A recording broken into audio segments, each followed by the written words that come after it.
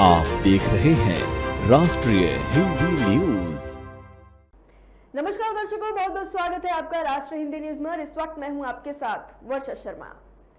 कवि वो है जो भावों को रसाभिषिक्त अभिव्यक्ति देता है, हमारे भावों को, हमारी कल्पनाओं को शब्दों में पिरो देता है, हमारा मन पढ़ लेता है, हमारा प्यार, दर्द, हर किसी भाव को शब्दों के जरिए ऐसे लोगों तक पहुंचाता है जिसकी वो कल्पना भी नहीं कर सकते।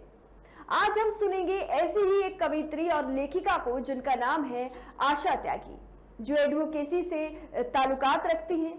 मेरठ से अखिल भारतीय क्रांतिधरा ज्योतिष मंच की अध्यक्ष हैं और इन्होंने 10 साल की उम्र में अपनी पहली कविता लिखी थी और उसी के बाद कविता का ये सिलसिला चलता आ रहा है। तो चलिए बिना किसी देरी के सुनते हैं आशा त्यागी जी की खास प्रस्तुति को। मैं ज्योतिषाचार्य आशा त्यागी मेरठ से राष्ट्रीय हिंदी न्यूज़ चैनल का बहुत बहुत आभार व्यक्त करती हूँ कि उन्होंने हमें ये मौका दिया है कि हम इस प्लेटफॉर्म पे अपनी एक परफॉर्मेंस दें। मैं पिछले 23 सालों से एडवोकेसी से जुड़ी हुई हूँ और 10 साल की उम्र में मैंने पहली कविता अपनी लिखी थी। 2 काव्य संग्रह मेरे पब्लिश हो चुके हैं। उसके बाद मैंने दिल्ली धाम और बहुत सारे मैगजीन्स में लगातार लिखा है। और आज सबसे पहले शिक्षक दिवस पर मेरी प्रथम गुरु मेरी माँ हैं और अफसोस की बात है कि आज से 4 साल पहले वो हमें छोड़ गई। तो मैं उनको नमन करते हुए पहले अपना परिचय दूंगी और फिर अपनी माँ को ही समर्पित करते हुए चंद पंक्तियाँ आप सबके सम्मुख पेश करती हूँ। मैं पहले अपना परिचय देती हूँ कि सीढ़ियाँ उनको मुबारक हों जिनको महज छत तक जाना है। सीढ़ियाँ उनको मुबारक हों जिनको महज छत तक जाना है। मेरी उड़ान आसमानों तक है, मुझे रास्ता खुद बनाना है। मेरा वजूद तप तप कर ढला है फर्ज की उस भट्टी में। मेरा वजूद तप तप कर ढला है फर्ज की उस भट्टी में, जहाँ किसी की छाँव का इंतजार नहीं, तन्हा चलते जाना है। किसी को होगी चाह बेशुमार धन दौलत ऐशो आराम की, किसी को होगी चाह बेशुमार धन दौलत ऐशो आराम की, मुझे अपनी मिल्कियत से नम आंखों में खुशी की लो जगाना है। हालात का रोना, लोगों की खुदगर्जी का खौफ नहीं मुझको। हालात का रोना, लोगों की खुदगर्जी का खौफ नहीं मुझको। तय कर लिया आशा, मंजिल मिलने तक रुकना नहीं, बस चलते जाना है, चलते जाना है। ये मेरा परिचय था और जिस माँ ने मुझे हाथ पकड़कर लिखना सिखाया उनको मैं कुछ शब्दों के रूप में आज श्रद्धांजलि भी, और क्योंकि शिक्षक दिवस है तो प्रथम गुरु मेरी माँ थी, उनके लिए।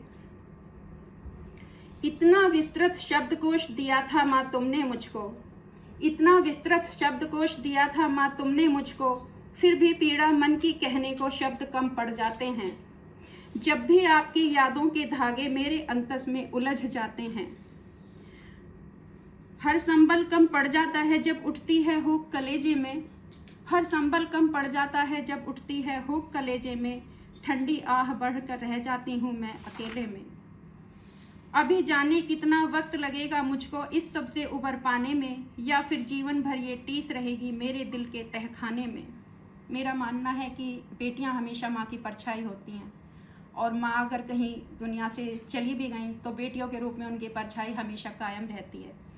उसको मैंने शब्दों में पिरोया है। मैं दर्द को पी लूं या दर्द मुझे पी ले, अंजाम तक तो आना है। मैं तुम में समाहित हो जाऊं माँ, तुम मुझ में नजर आओ, कुछ तो होना है। अक्ष जो मेरा नजर आता है ये तन्हा मेरा वजूद हो ही नहीं सकता। सांसें मेरी चलती रहें महक आपकी नाए, ऐसा हो ही नहीं सकता। लिखते लिखते जाने कितने महाकाव्य लिख डालूं मैं, ममता और दुलार आपके जितने उनमें भर डालूं मैं। शायद फिर भी एक खलिश रह जाएगी, आपकी बिन दुनिया मेरी बेरंग ही नजर आएगी। आपके सपनों को साकार करने की मुहिम दिल में पाले हूँ, अवरोध हजार सही जीवन में आपके लिए स्वयं को संभाले हूँ। और इन्हीं शब्दों के साथ मैं विदा लेती हूँ। नमस्कार, धन्यवाद। फिलहाल के लिए इस एपिसोड में इतना ही, फिर होगी मुलाकात। जय हिंद।